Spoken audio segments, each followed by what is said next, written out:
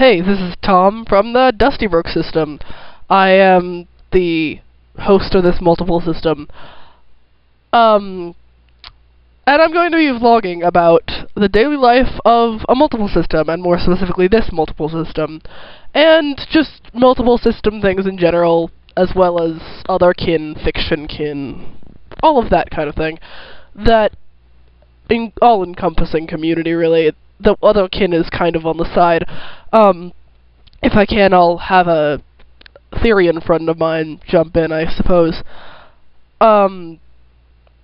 She goes to school with me and stuff.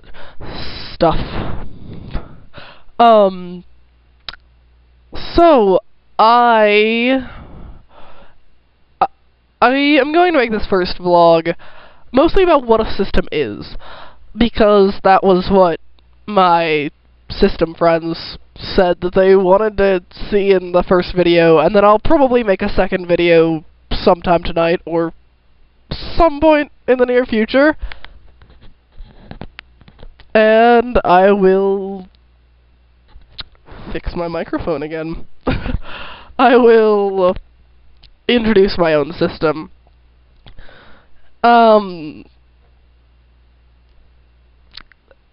I am going to do that then. Yeah. A system. A system is the occurrence in which there are more than one people in a body.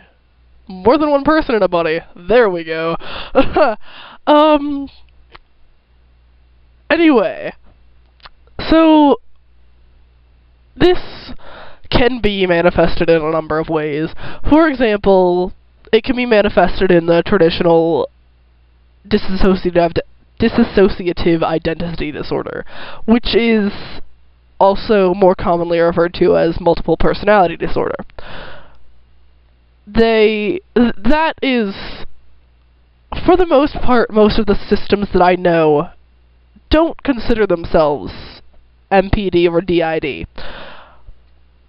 Neither do I. I consider my system a system and just that.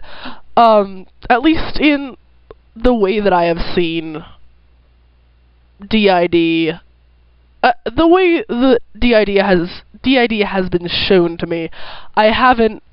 It seems that the alters are much less aware of one another, and they can't really control when they front.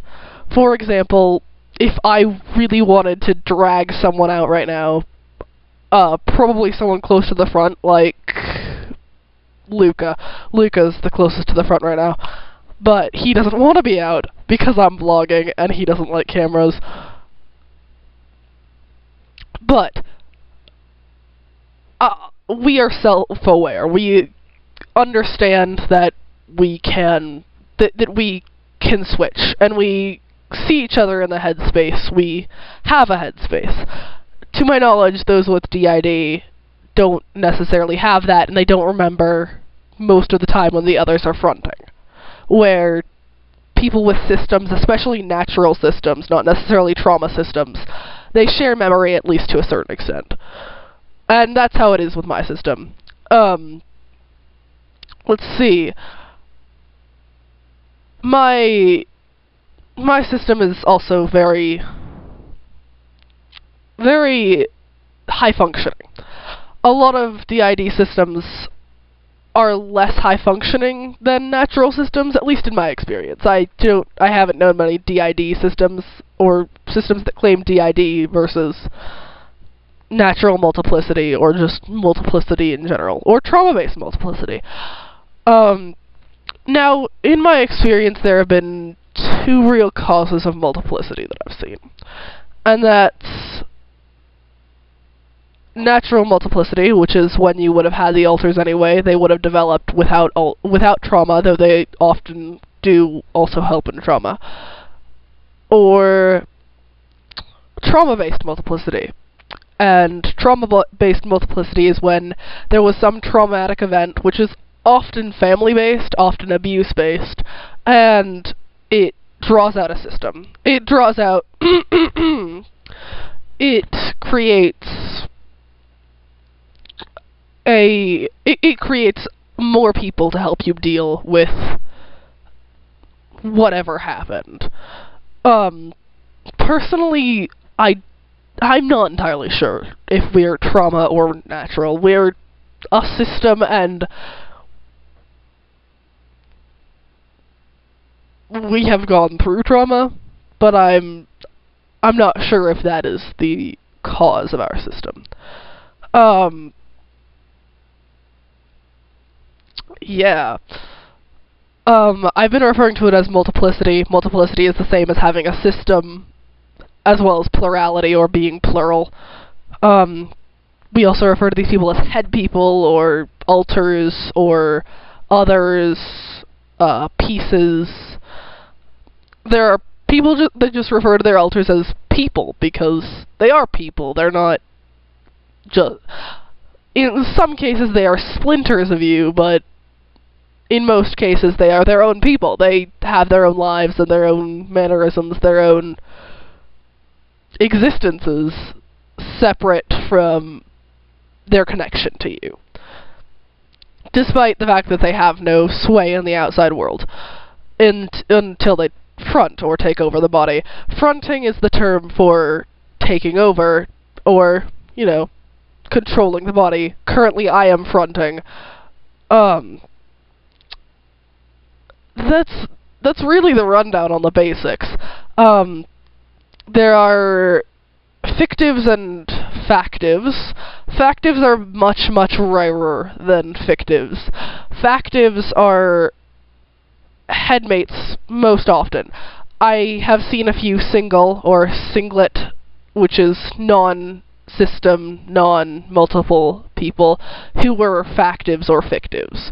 It's very rare, though. I believe most all of the fictives that I've ever known, if not all but one or two, have been headmates. They have been people in here, or alters.